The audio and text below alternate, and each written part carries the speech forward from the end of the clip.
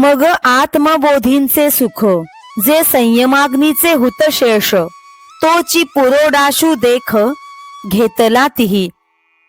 संयम अग्नीमध्ये होमद्रव्याचे हवन करून शिल्लक राहिलेले जे आत्मज्ञानाचे सुख, तोच पुरोडाश मग ते सेवन करतात. एक ऐशिया इही यजनी मुक्त ते जाहले त्रिभुवनी, या यज्ञ क्रिया तरी अनानी परिप्राप्य ते एक.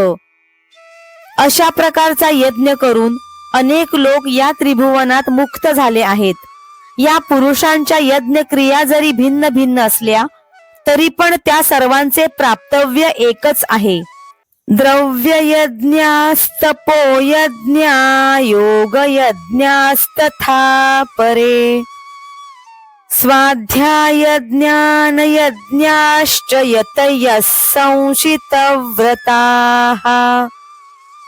त्याचप्रमाणे काही पुरुष ईश्वर अर्पण बुद्धीने आपल्या द्रव्याचा उपयोग लोकसेवेसाठी करतात. तसेच काही स्वधर्माचे पालन करत तपयज्ञ करणारे आहेत. काही अष्टांग योगरूप यज्ञ करणारे आहेत.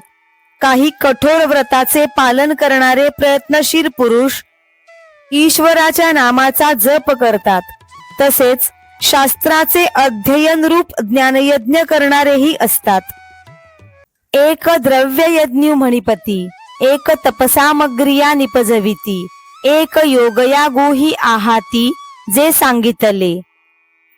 त्यापैकी एकाला द्रव्ययज्ञ म्हणतात, एकाला तपोयज्ञ म्हणतात आणि अष्टांग साधनाने साधलेल्या यज्ञाला योगयज्ञ म्हणतात.